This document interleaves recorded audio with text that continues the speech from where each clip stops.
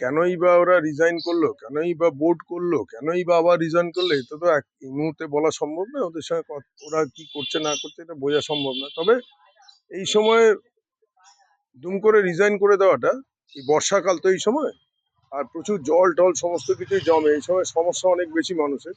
এই সময় পরিষেবাটা দিয়ে নির্দিষ্ট সময় তো আর ৩-৪ মাস পরে ভোট আছে, তখন ছাড়লে ভালো করতো, তাতে মানুষের পরিষেবাটা পেত।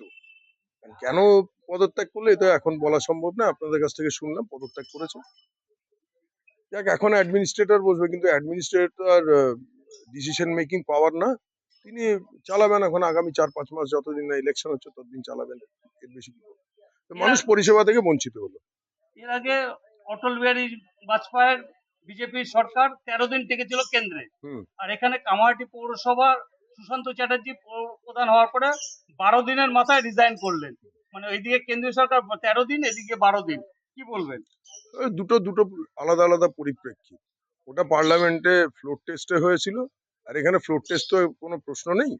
তো এখানে যেটা আমি শুনছিলাম মাঝে মধ্যে কয়েকজন করে কাউন্সিলর, দু তিনজন করে কাউন্সিলর পদত্যাগ করছেন। কি কারণে করেছেন না করেছেন, তারাই বোর্ড ফর্ম করলো, তারাই আবার পদত্যাগ করতে শুরু করলো। এটা ধীরে ধীরে জানা যাবে যে হঠাৎ বা তারা বোর্ড ফর্ম করলোই বা কেন, আর যদি করলোই তাহলে তারা মানুষকে পরিষেবা না দিয়ে হঠাৎ করে কেন তারা পদত্যাগ করে চলে গেল, এটা আমাদের কাছে পরিষ্কার নয়। তাহলে কি এই পদত্যাগ কি বিজেপি গন্ধ ছিল, যে বিতর্ক উঠেছিল সেই গন্ধের জন্য কি পদত্যাগ করলেন? কিসের গন্ধ বিজেপির?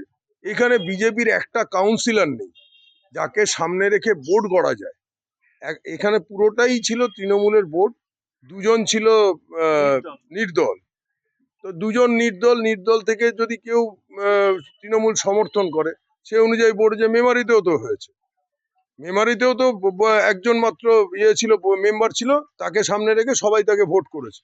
তো ন্যাচারালি সেখানে হয়েছে, কিন্তু এখানে তো বিজেপির কোনো গন্ধই নেই। হঠাৎ করে কেন কিভাবে বিজেপি হয়ে গেল আমি জানি না। আর দেখুন, বিজেপির নাম নেই যারা বলছে, এটা বিজেপি করণ করবার চেষ্টা করছে, এর সঙ্গে রাজনীতির কোনো সম্পর্ক নেই। তাহলে কি বিজেপির চাপে কি ছেড়ে দিল? বিজেপি কি চাপ দিয়েছে? দেখুন, আজকে সকাল থেকে আমার তো রাজ্য নেতৃত্বের কয়েকজনের সাথে কথা হয়েছে। দলের এরকম কোনো স্ট্যান্ড নেই যে জোর করে কোনো কাউন্সিলরকে পদত্যাগ করানো, আর সেটা দলের যখন স্ট্যান্ড নেই, নিশ্চয়ই বিজেপি এখানে করতে যাবে না।